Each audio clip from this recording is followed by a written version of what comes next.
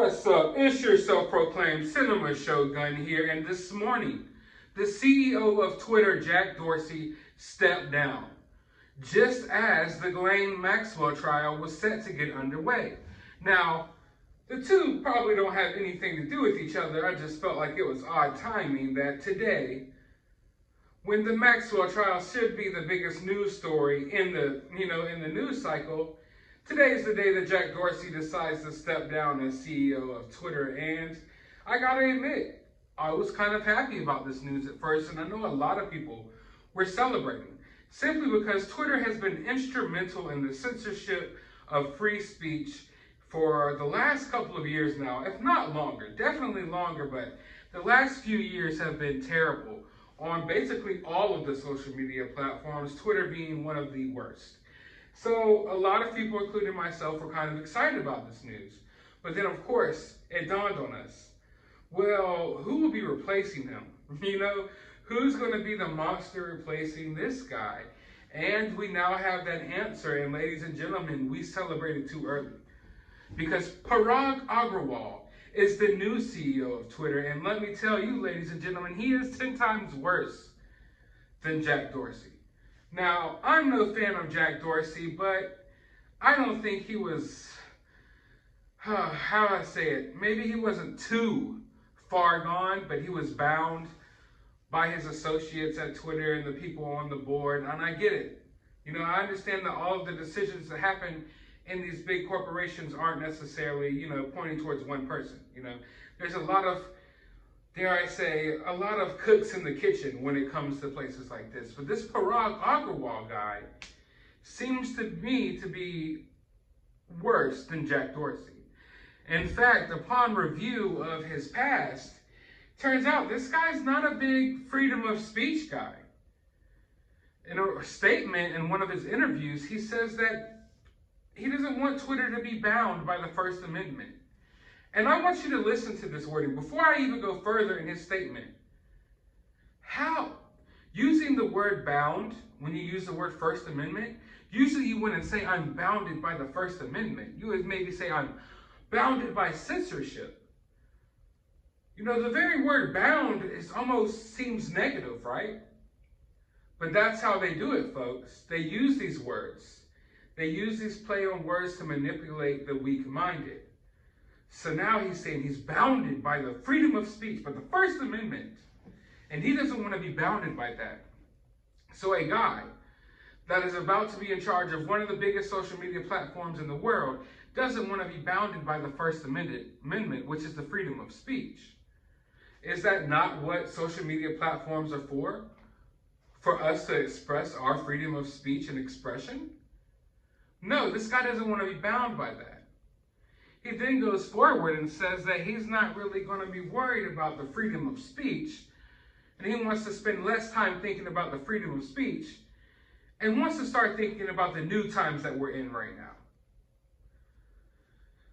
Ladies and gentlemen, people in high points of power, especially on one side, seem to use words like this. They use these manipulative statements, and to some weak-minded people, it sounds good.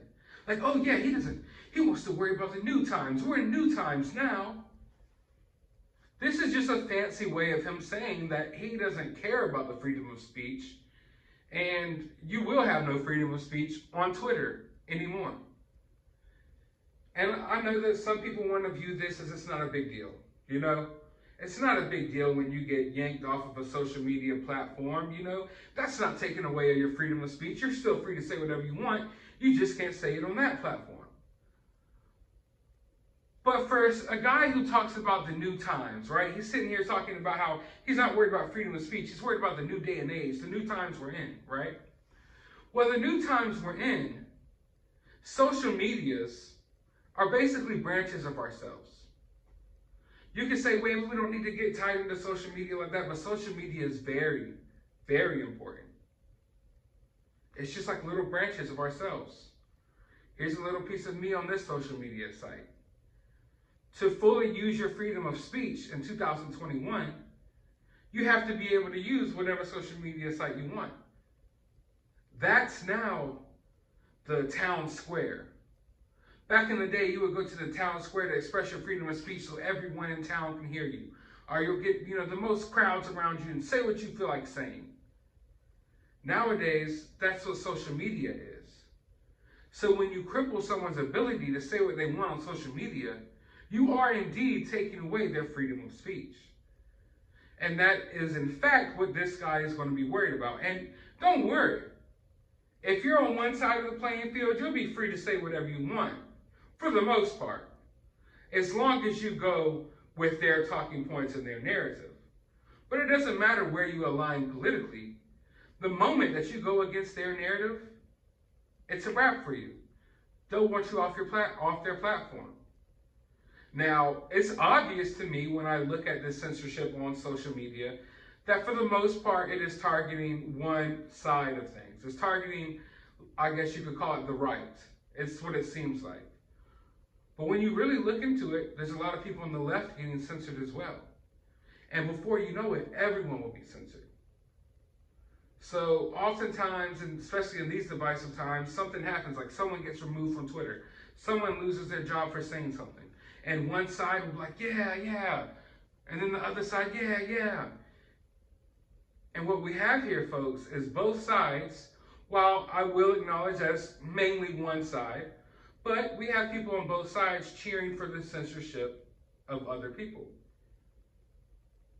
And in the long run, it's going to be bad for all of us. Doesn't matter where you fall, doesn't matter what you believe in, it's going to be bad for us all. I am big on freedom of speech. I always want to make sure that whatever platform I have, if I'm on Twitter, Instagram, Facebook, YouTube right here, I want everyone to feel welcome to express how they feel. That's why I don't go through my comments and delete people who are speaking negatively about my videos or people who are disagreeing with me, because I agree with their right to feel that way and to express themselves. Yet on my YouTube channel all the time, YouTube themselves deletes comments, takes away people's comments, because they don't view them or they don't deem them as worthy of being on the platform, or they find them problematic, or they want to label them misinformation. But you see, folks, the word misinformation is very dangerous, because in the long run, factual information, which is already happening, it's just going to be labeled misinformation, so you won't get the facts. It's already happening. But I could go on and on about that. Another thing that this guy posted, Parag Agrawal, that I found problematic is he posted a little post saying basically, it can't really say these certain words on YouTube. But long story short, here's the post. He basically says that all white people are racists. All white people hate people of other races, is basically what he's saying. Or that's how he's going to view white people. And of course, like I said, I agree with the freedom of speech. I agree with this guy's right to say that. But when you're appointing someone as a CEO to lead this social media platform, do you really want a guy who has a history of saying, hateful things on Twitter? But that's where we're at now. And I just covered a story like this over on my other channel about the Salvation Army. Where we're at now, if you want to be successful in life, basically just post a bunch of stuff about hating white people. And right then and there, you're going to become a CEO. You're going to become the leader of something, because that's what these corporations are looking for. I know it sounds outlandish and it sounds weird, but literally it seems to me that one of the top qualifying things to land you a good job these days is to have a history of hating white people and calling all of them racists. If you do that, if you go woke, if you go that woke, then, man, you're going to be somebody. You're going to be somebody. Maybe I should start doing that. Maybe if I just claim to hate all white people and stuff like that, maybe my YouTube channel will be more successful. Maybe that's what I need to do. But seriously, folks, it just goes to show where these corporations are headed. And it's not because they necessarily believe these things. These corporations are mostly led by powerful white people. But they want their figureheads to be people of color often, or minorities, with racist ideologies.